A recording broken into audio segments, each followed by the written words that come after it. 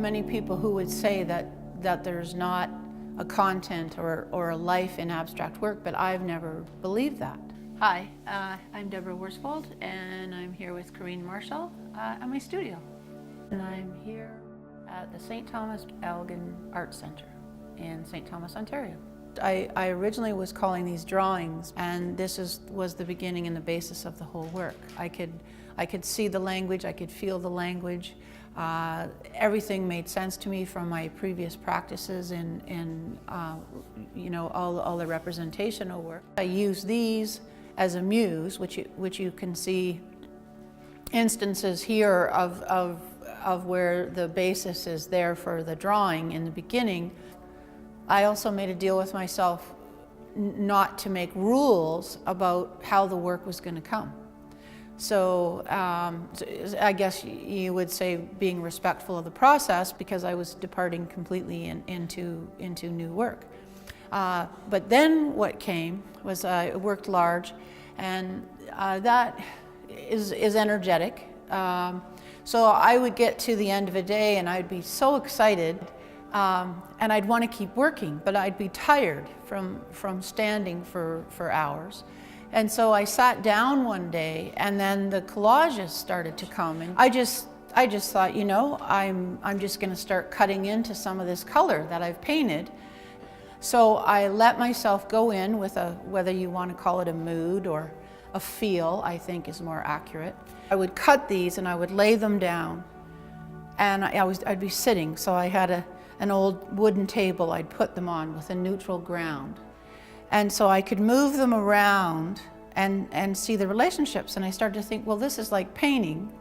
I can put any color where I want, but this was easier because I could put it here, or I could put it here, or I could put it here. Well, then the next thing, of course, that occurred is that you could pick the scissors back up and you could start cutting to make them work. But I felt that would interfere. So the thing that's interesting about these is none of these have been cut a second time and altered to make these compositions work. They came out, and yes, they were moved around, but nothing was cut shorter or longer. And I felt that was important because all of the roughness and the marks and everything in it is it. From many years of painting representational work, I already knew what it was to create a palette that held together, because I love to mix color. So then the larger works came. But because I did the collage works, I knew that switching mediums, that the language I was using was holding. So that meant if I wanted to take the language and try another medium, I guess people say, they term it as you are responding to yourself. And so I looked at those and I grabbed two of those and I responded and I started to add in the pattern. But I also felt that I had come full circle, sort of actually full spiral, because you of course never return in the same way to a beginning. So then I sat down, and there was a whole month of just sort of craziness, because I had to distill down to what, I guess what I would say was a thread that carried through.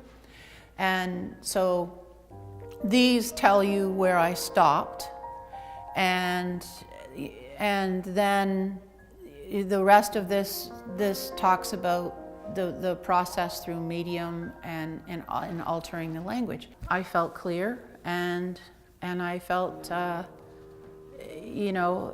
a serious artist, I felt it was a contribution, and it was resolved.